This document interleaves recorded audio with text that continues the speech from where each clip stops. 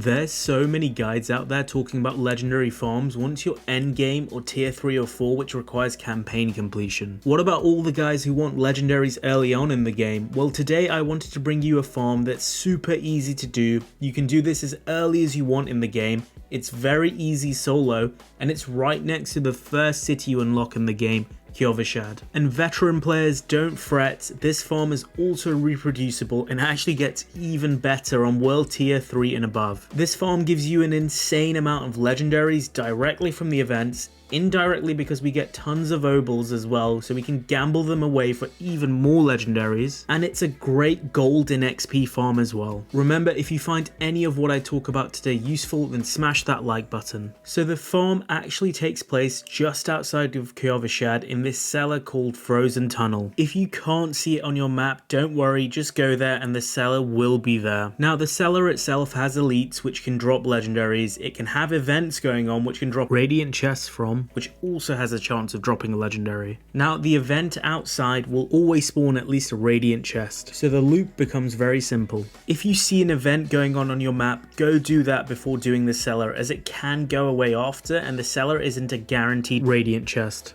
Then keep going back and forth between the cellar and the event. It takes about a minute or so for the cellar to reset. Sometimes it will still show a green tick on the map even though it's been reset. Sometimes there isn't an event going on, so you just leave the game and then rejoin, and the cellar will be reset and you'll be exactly where you left off. Remember, world tier 2 is better for XP but not drops, so if you want just the loot earlier on, then tier 1 will be faster. Once you complete the campaign, you can still do this farm on tier 3, and it actually gets better because it then unlocks sacreds and uniques, and there's even a chance for a triple loot goblin to spawn in the cellar. Rinse and repeat until your heart's content. Make sure you go to the Obol gambling person Lisbeth once you're full on Obols, because honestly, I've had so many legendaries drop from there as well. Hit the subscribe button if you found any of what I've talked about useful, and if you're looking for an early leveling build for Rogue or Sorcerer, then click these links here.